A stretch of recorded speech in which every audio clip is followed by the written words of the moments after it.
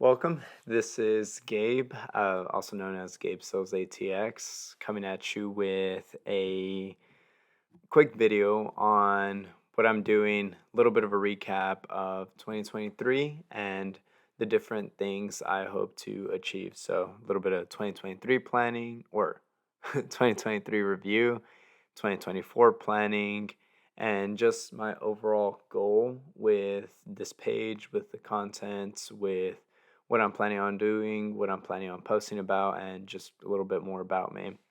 So, for those who might not know, I've been posting content of me being in the real estate industry on TikTok since I was roughly 18 years old.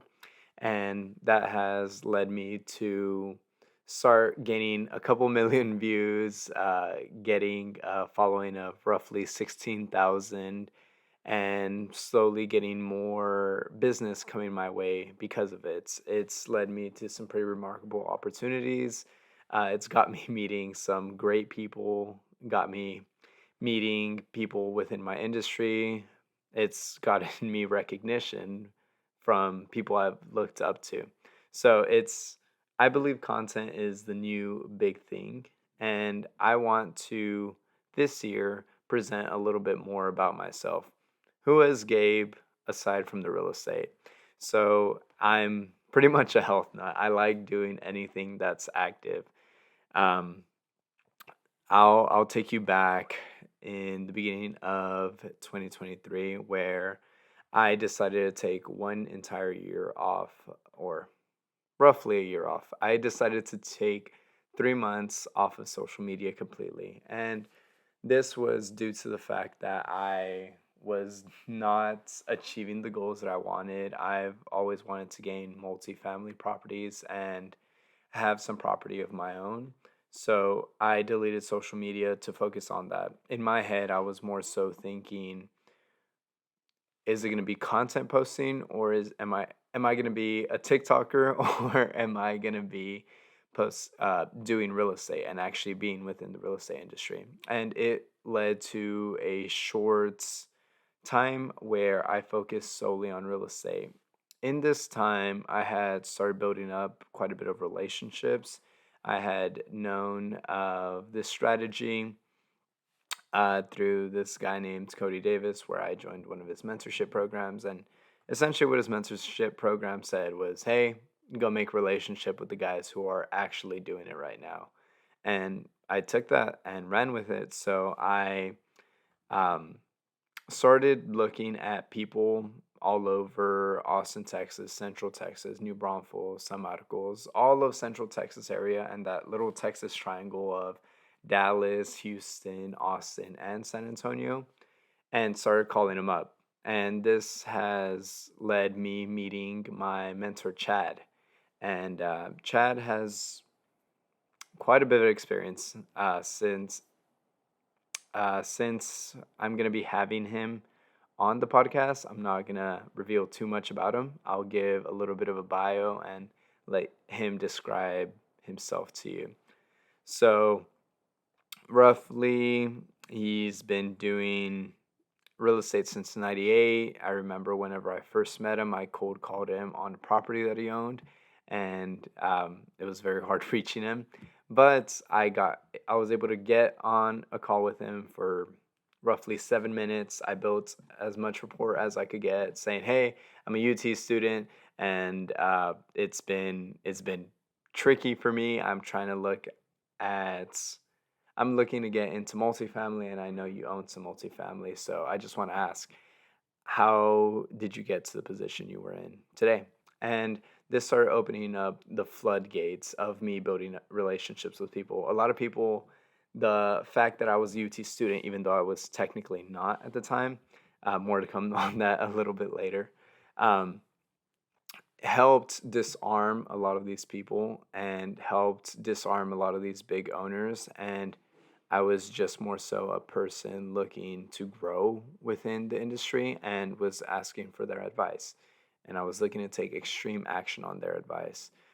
From this, I had built an Excel workbook of over 270 multifamily owners, and this was slowly acquired over over some time. I went to tax records. I looked at who was the company that owned it from the company. Once I found out who the company was that owned it, I put it into a website like Open Corporates or Corporate Wiki, found out who the directors or the presidents or whoever basically ran the LLC, and I searched them up on Google. Like, example, John Doe, Austin, Texas, phone number. And a lot of the times I would find their phone number and call them up. And then I would keep calling and make notes on them.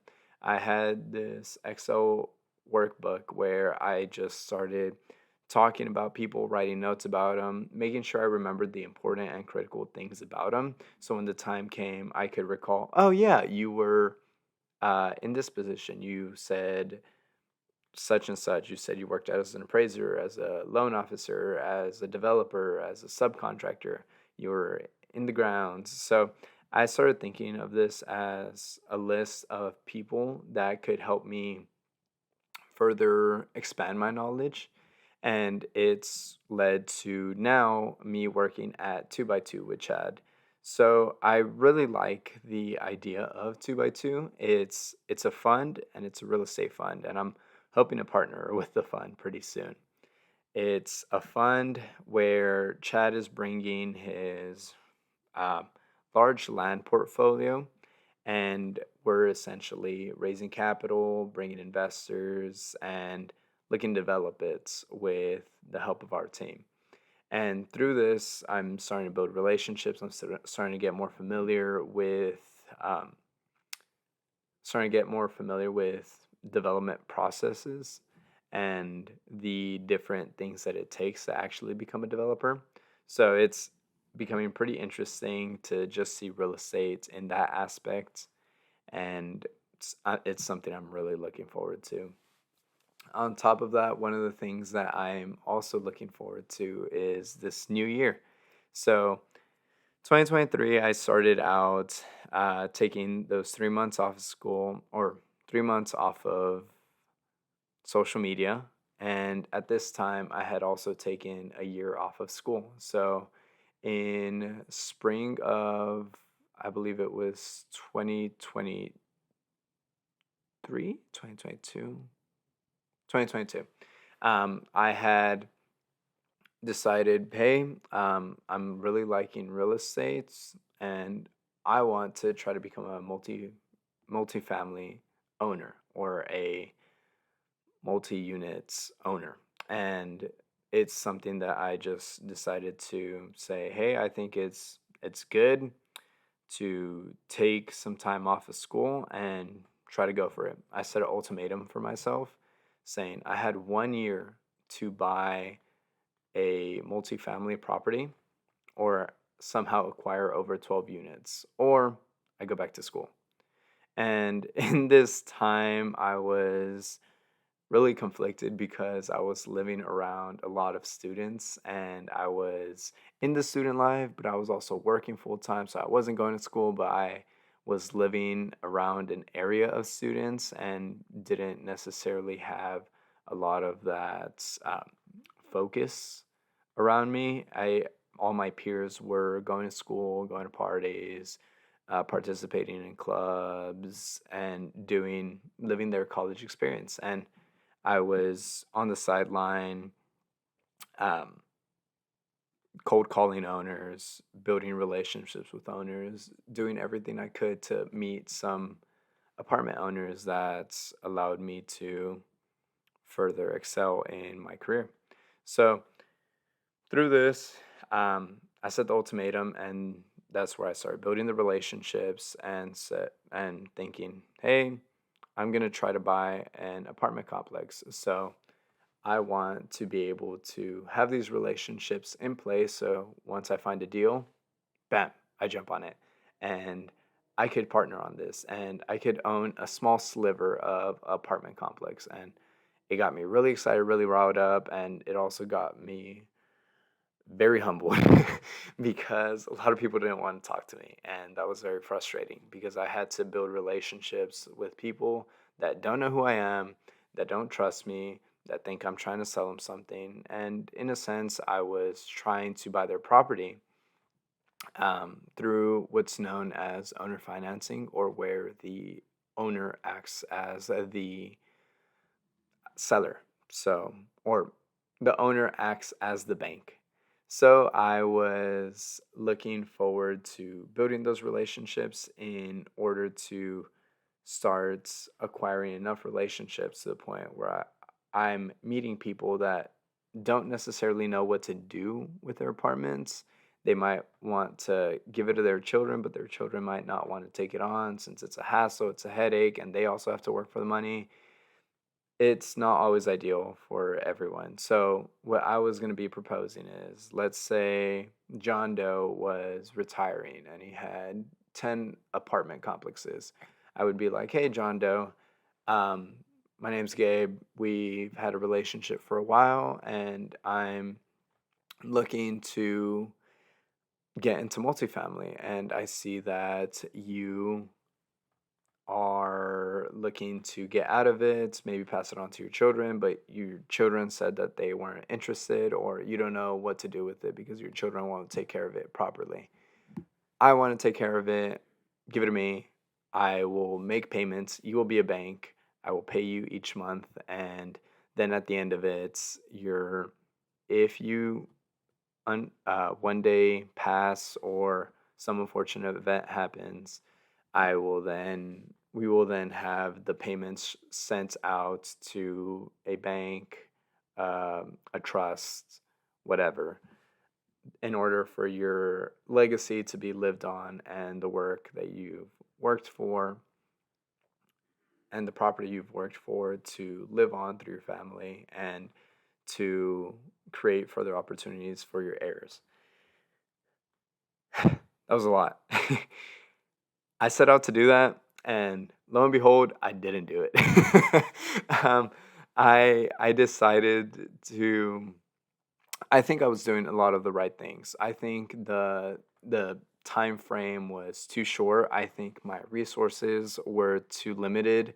I believe that I decided to take a risk, and it definitely paid off, but it also didn't pan out in the way I expected. I expected to finish a year not finishing school and just fully have an apartment complex, but I was missing key things. I was missing key fundamentals within the business world. I was not understanding the basic accounting concepts. I was not understanding how the difficult numbers work within real estate, how all this managing and budgeting and everything from developing to entitlements to all that fun real estate jazz, how it all worked. And it's quite tricky. I'm not gonna lie. It was not a great experience at times. I was yelled at, I was cussed out, I had people tell me I was an idiot, and it was humbling to say the least. I I ended up gaining a lot of valuable experiences, and in this time, I was also uh, going in and out of different hobbies. I was doing 75 hard a few times. I was sober around 225 days for sure. There was probably like some more days that I was sober, but 225 days sober because I was doing 75 hard, and I did it 3 times in 1 year. And it allowed me to transform my body. It allowed me to focus on my diet, to focus on myself, and to focus on my well being. And I feel like a lot of people get caught up in this trap where they start to see some stuff on social media and they think I'm behind, because I sure as hell fell for it.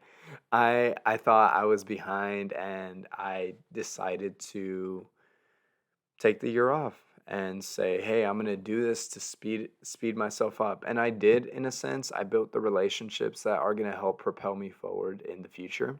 However, I shot for very big, ambitious goals, and through this, I got smacked in the face with like a dose of reality, and it was a good experience because this dose of reality made me understand that a lot of people overplan for a year.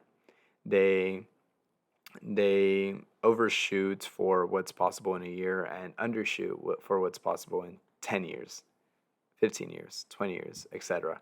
And this is a concept I've been hearing about quite a bit. And it's been one of the concepts that's really stuck with me due to the fact that I was like gung ho about this entire thing. I was ready to go. I was ready to give my all to try to buy these apartment complexes and just go for it and slowly also build up this platform. But I also had other hobbies. I mean, I've been getting slowly into MMA. I liked different forms of dance, whether that be hip hop, bachata, salsa. One of my friends is trying to get me into Zouk, but I'm not sure how successful she'll be in it. And I've slowly started opening myself up to more relationships that are very fruitful in ways that I never thought were really gonna happen. I mean, whenever I took the year off, I was 9 to 5, um, doing as much as I could, reading books about real estate, reading books about business, reading books about health, reading books about fitness, and you see some of them here. And I also became Christian over that year that I took off. Whenever I met my mentor, it was a crazy experience where I I had been getting mentored by one of my mentors. Is not sure if he wants to be mentioned, so I'll leave his name out for now. But I was getting mentored by a really good friend for roughly 2 years, and he ended up moving away, and it was quite interesting because I came from a Catholic background, but never necessarily fully believed in religion and fully believed in God and fully built a relationship with God. And it was something that I was always juggling with internally. And throughout this year, I started meeting a lot of Christian entrepreneurs that were looking at me and saying, Gabe, I like you, and I like how you're on this journey. Keep going, keep going, keep going. And it really helped um, build those relationships further. The fact that they wanted to see me grow, the fact that they were quote unquote godly men or people who like to follow in God. Each person, of course, has their own shortcomings, but it was nice to see a community of people that were there for the betterness of one another or the well-being of one another and constantly focusing on some goal and some task. And it was something I was never really accustomed to. It's how can you have religion and money at the same time? It was a concept that seemed foreign to me. Yeah, I didn't really understand how. I thought basically in my head I never really got to think about it, but it was something along the lines of if if you're Christian, you're inevitably gonna be poor because you're giving up so much to people. And through this year and experience, I got baptized, and I realized that it was something entirely different. It wasn't give all your pennies and money and resources away and leave yourself dried thin and don't take anything for yourself. Be like the least judgmental, least envious person, and it's not that at all. It's from my understanding, people trying to become better people through God, and it's been a wild journey to say the least. That is one of the ways that I fostered a better relationship with the owner of 2 by 2, which is Chad. He helped baptize me by taking me to this retreat. This was a huge retreat with a bunch of business owners within Austin that also believe in God, and it was something I wasn't accustomed to because they were like, "Hey, cough up the money. It's like $300." And I was like, "Oh man, I'm like I'm still living like a college student, even though I'm technically not a college student." So I couldn't really cough up the money. And it was one of my mentors who said, "Hey, it's okay. We want you. We want you to experience this. Come either way." And I got to meet so many people, from people that were helping um, others in recovery, helping the investment side of recovery homes, to lending on projects. Like, how do you think all this infrastructure comes to place? There's obviously loans and people who make that. And I got to meet some subcontractors, people who knew a lot about construction, some contractors, some mortgage brokers, and it opened my eyes, to see how big Christianity really is. And it helped me understand that there's this concept known as kingdom wealth. And I find it very interesting.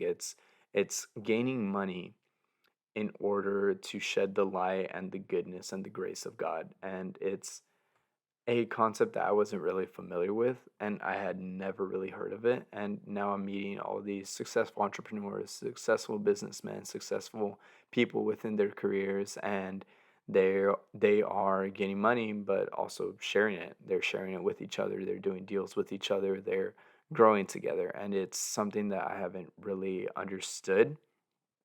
And there's a lot of stories that I'll probably even have with Chad, um, in the future, that kind of shows a little bit more about this community and shows a little bit more about who these people are and the knowledge that they have and the experiences that they have and how they all admit to their shortcomings, but inevitably want to get better, want to learn from those shortcomings. So those are the type of people I've been meeting recently, and it's been interesting. On the other side, I stayed in contact with quite a bit of school friends and would do jujitsu. And now I'm doing jujitsu, I'm doing MMA, I'm learning to do a little bit of Muay Thai, and it's fun. Wrestling as well. But I haven't been the most consistent in it because of my me trying to focus on real estate and also some injuries. I ran a marathon off of 6 weeks of training, and it was one of the dumbest things I could have done because now my knees are just like a little jacked up, and my hips are a little jacked up as well. So that was just some a way I started off my 2023. I've kept fostering these relationships, and one of the things I've wanted to uh, talk about is just some more of my hobbies. I want my page to be a little bit more of who I actually am. I know a lot of people will just see me from an outside perspective. I don't really talk about um, a lot of my. I think I do talk a lot about my hobbies within my industry. Within my industry, within my page. However, I want to go a little bit more in depth into the different philosophies I have around my hobbies, the different ideas that are circulating within Christianity, within MMA, within dance, within real estate. And I want this to be both an entertaining place and a place where I can have discussions with people and discussions and thought provoking ideas from conversations that may ultimately stem from the videos that I'm creating. So, one of the big things that I've been really adamant about is having more podcast styled content on MMA. So pretty soon we're going to be having a lot more people within MMA, especially since Austin is MMA City or MMA Central, or like the hub spot for MMA, or at least jiu-jitsu. I want to capitalize on these relationships that I have and get to share some of the experiences that I've seen from these people, get to share some of the experiences that I'm glad to have with these people. I'm glad to show these different influences that I've had in my life and how they've affected my life, how they've affected the grits, my mentality, my focus, and just different aspects of myself. I'm I'm really excited to talk about that and dance. I think dance is almost like a form of play. I I wish I was really good at it. I think I'm like kind of bad at it sometimes. At least hip hop. I think like salsa and bachata, I'm learning a little bit more on how to be a little bit better at it, and it's very cool to kind of just like see certain things such as the different sequences of movements and body awareness that comes from it. And you start seeing that your body works in ways that you don't really understand until later. And you just start noticing more and more awareness in your body as you start going into these things. Like in jujitsu, I think jujitsu is one of the things that should be learned no matter what. I think it's kind of like math in a sense because there's a lot of people who want to do a lot of bad things, and I believe having a way to protect yourself is always a great skill to have, and hopefully you never need to use it, but it's always a great skill to have. I've encouraged my family, my friends, my mentors, and different people within my life to try these things out, to learn how to ultimately defend themselves and learn how to go forward within their martial arts journeys. And I see jujitsu as like one of the less impactful ones.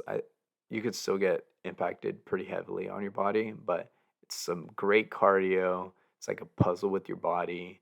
You learn how to leverage bodies in a way that's kind of furthers your awareness and furthers your confidence and abilities in handling day-to-day situations. One time that I thought of was whenever I was buying my car I think I was like roughly 19 years old. And at this time I had started training a little bit, and um I was going to buy a car, and there was this salesman, this car manager. He comes up to me, and he's like big, towering, like looking over me. He's like, "Oh, this smug kid is gonna buy a car for me."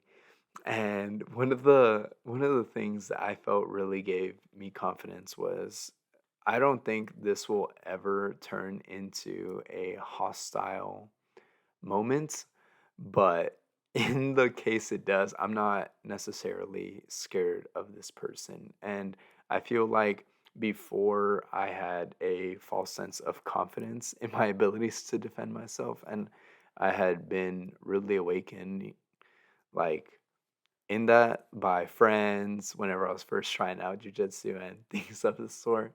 But it was it was it was an experience that built up my confidence. It's something that's slowly given me a lot more understanding of myself. It's given me a lot more humility. It's given me a lot more of, hey, I feel like if any scenario came up, I'd be okay.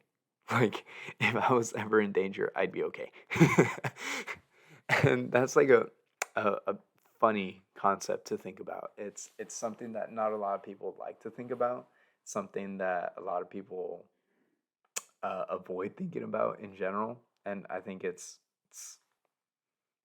just something that I've slowly started incorporating into my life, into to who I am. Like it's a philosophy that I've started learning a little bit more about. Dance on the other side, it being like a form of play. I've noticed I've gone to quite a bit of dance battles here in Austin, Texas, and it's always an interesting journey to see the different maneuvers that people have, the different ways that people's bodies work.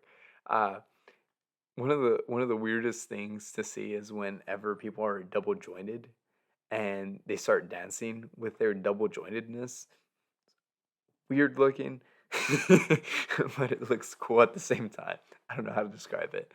Um, I think hip hop is a really cool thing that's been slowly interested me, and it's been cool just to see different influences on it, and it's been one of the cooler cooler experiences I've experienced. I think one of I think some of the more interesting people that I've met have been dancers, and this is because of their fluidity within their personality. I feel comes from the different art forms of dance with the discomfort of learning different ways of maneuvering your body, of getting into an understanding and place of how to move forward with ease, with synchrony to music, with synchrony to body, and things of the sort. With bachata and salsa, I feel it's also like a form of play, but there's another factor, which is your partner. And you and your partner could essentially learn the fundamentals, and the, the fundamentals are what's required. Obviously, they're required. um, um, what I'm thinking is in salsa and bachata, as I continue to further myself in this art form, I start to see how, as a lead, or a leader, and well, let me say this: there's two parts. There's a leader or a lead and a follow, and a lead essentially suggests certain dance moves to the follow, and if you're a good lead, your follow could know nothing or close to nothing, and they could be looking like one of the best dancers out there. So there is a lot of pressure on leads at times to know certain moves and to perform in certain ways and to start understanding different body maneuvers. And you're not only taking care of your body, you're also suggesting and taking care of someone else's movements. And it's kind of tricky. I've gotten humbled quite a bit of times because I thought I knew how to dance growing up in Latino culture, but I didn't. I just flat out didn't. But as I continue and practice and see different styles and different art forms of dance, I feel like I'm slowly improving on these things. Currently, I'm also marathon training, so I started 75 hard up again, close to the beginning of December, and it's now mid January to the end of January, and I'm training for the Austin Marathon with more time and more preparation. And this has been an interesting experience as well because through it all, I've slowly been looking to push my body in running, and I feel running is one of those sports where it's a little bit more mental than not, and it's something that you're trying to get your body accustomed to, but more than anything, it's mental. And I feel it's an interesting way. I strongly dislike it. I think it's an interesting way to exercise, but I strongly dislike it. I I don't like the way it just strips off all my weight, all my muscle. I like how it strips off fat, but I'm pretty lean. So I'm just like losing a bunch of weight, and it's not the most ideal thing for me. But it's been good. It's been improving my cardiovascular system, and slowly I want to um, let go of it. But for now, I my ego is making me run this marathon, and until I get a better time than my previous marathon. I don't think I'm gonna stop training, but I'm most likely gonna get a way better time. I ran the last Austin Marathon off of 6 weeks of training in 5 hours and 8 minutes, and I was frustrated because I wanted 4 hours and 20 minutes. That's a huge jump. So um, it's something I'm looking forward to as this year comes. I'm looking forward to quite a bit of these new activities. I'm looking to excel myself in 2024. I have my hobbies of MMA, Jiu-Jitsu, wrestling, Muay Thai, and then I also have the dance aspect of salsa, bachata, hip hop, and then I'm also looking to become a little bit more connected with God and have a better relationship with Him and continue surrounding myself with more people and continue surrounding myself around like-minded people that are helping me grow and helping me excel in my real estate journey.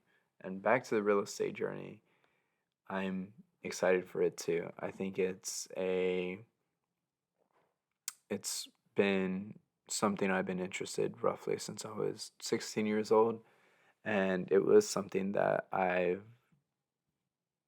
gotten to learn over the years. I felt like such a numbnut um, going into it in the beginning. I felt like I didn't know anything about anything, but slowly I've started acquiring little wins. My track record in real estate has been in whenever I was 18, I got my real estate license. From there, I ended up helping students and people find apartments to live in. And slowly it's been something that I've been looking to grow in. And I want to become an owner. And that is my ultimate goal within real estate. I do, I'm looking at different aspects to become an investor at the end of the day. I'm looking at helping people in becoming investors themselves. And I want to inevitably carry that sense of um, ownership in or I want to carry that sense of responsibility on myself to push myself forward and to have more responsibilities um, in real estate, in my life, and in my financial life. I recently have been becoming a little bit more financially literate, I'd say. I'm looking towards creating like different Excel workbooks that help me in tracking. I've used a lot more financial tools, and I always go with the mantra of if you're gonna do something, start it and start it messy at first. Start disgusting. Start it in a way that's inconvenient for you. And from there, you just slowly trim the fat off or simplify it and dumb it down. And this has gotten me to a point where not now I am only looking at my money once a month for roughly 30 minutes at a time, and I get to spend in certain expenses, I get to indulge in certain experiences, and I get to have my money taken care of. I have a financial system actually mimicked by this book right here called I Will Teach You to Be Rich by Ramit Sethi. Really good read. I recommend it. Um, it's one of the books that really got me to understand a little bit about myself. My parents were really bad with money. Whenever I was a kid, we lost a house to foreclosure. Um, my mom and dad are both in debt and both have quite a bit of inexperience with money, to say the least. And I could have either been saying, "Hey, I'm sad that my parents don't have any money, and I'm sad that I don't have these experiences that other people may have. I'm sad that this and this and that." Or I could look at myself at the end of the day and say, okay, I have these problems and I'm going to take ownership of them. I'm going to take responsibility of them, and I'm going to be the person in my family that helps future lineage or the people after me. I'm going to be the person that's fully doing the right steps, working on themselves, learning the things and the lessons that my parents didn't necessarily learn or weren't able to conceptually grasp or didn't have the resources to learn. And I want to be that person to further excel myself in and have um, resources for future people to come. I want my experiences to be lessons to people and to be experiences that they can take advantage of. I want my content to be who I am in, I guess, short form videos. And through this, I want to show a little bit more on how how I am as a person. I want you to see the good characteristics and maybe even some of the bad. I want you to see my mistakes, my shortcomings, my um, dumb things. I I have I have like a funny way of like coping with like failures or like setbacks. I either like get really mad and angry. I'm like, oh, can't believe this happened to me. Or I laugh. Like, ah, you silly goose, man. You you didn't think about this thoroughly enough. But I feel like I'm pretty tenacious at times. And I feel like it's a trait that you guys are going to be able to see. You guys are going to be able to see it through some of the conversations I'm having. I don't want to portray myself in any light that's not authentically me. I will clean it up a little bit for the camera though and like PG-13 it. But I will ultimately want to show the most authentic version of myself. I want to show the version of myself that helps other people, that wants to help other people. I want my advice to land on the years, and I want my experiences to land on the years of people who will gain insight from it, who will want to do more with their lives, who will want to shed some insight into the people and relationships around them. I want my experiences to be difficult so other people could kind of grasp certain concepts and certain traits in me. I want a deeper level of understanding of who I am. I want a deeper level of myself. I want a more refined version of myself. I want myself to look back at this video in 10 years and say, wow, Gabe, you came a long way and you kind of did the right things. You messed up a little bit, but you did. You were um, in like a trajectory way. You were going in the right direction, and that's what I'm hoping to create content for. I'm hoping to stay off of social media because this is bad. This little thing called a phone. It's the worst thing ever for me. I was taking a look at my screen time and it said 10 hours the other day. I'm horrible. And this happens because I go on little hiatuses where I delete social media for let's say 2 weeks and then I download it again and like a monkey's brain, I'm just on it, like clicking and scrolling through it and mindlessly consuming. And then I'm like, oh goodness, I notice it. And then I'm like, oh, I want to delete it, but I'm like, I still kind of need it for such and such. And I make some excuse. And I'll be like, Gabe, stop being a little wuss. And then I'll delete it. So it's like an ongoing battle with me. So this is why I bought the microphone or the lights. I have the little setup here. This is why I got the camera, so you guys could see a little more of me without me being on my phone, and hopefully I'll be able to kind of provide some good content through this, and I really hope that throughout all of this I can look towards making an impact. Um, I'm looking to gain some awareness to the things I find valuable, which is first financial literacy for people who don't know what financial literacy is. I want people to really understand their finances and their money, and I want to have tools to kind of help people understand what to do with their money and not be so willy-nilly about it, and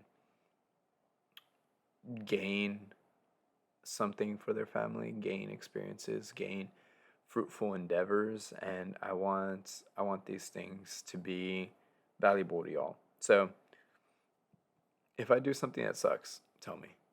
I want to know if I suck at something. And truthfully, I want to be able to provide different opportunities for people like me. I want to be able to provide different experiences. I want to be able to further and enrich the lives of my peers, people around me, my loved ones, and I hope to further grow. I think I think this 2024 is going to be um, a great year. Maybe a little bit scary at times, but I'm pretty excited on how it'll. Sorry. I'm pretty excited on how 2024 is going to be and end up. I'm excited to see how 2024 is going to end up going. I feel like I'm one who will kind of stall on a challenge, but not really shy away. I'll be like, oh, there's a challenge. Do I really want to take it right now? Well, I have all these other challenges. I have to marathon train. Oh my goodness. Ah, I'll do that after the marathon. And like I'm wanting to stall a little bit less on things that mean more to me, and I want to really figure out what is important to me. I want this um, podcast and me content posting to be a further understanding of me, me voicing my thoughts, me voicing what I'm thinking, me voicing my abilities, me voicing my potential, me voicing my shortcomings, me voicing my flaws, me voicing anything that I see fit. I don't know. I think that's it. I've tried to make an hour of this, but I think this is good. Um, yeah. Um,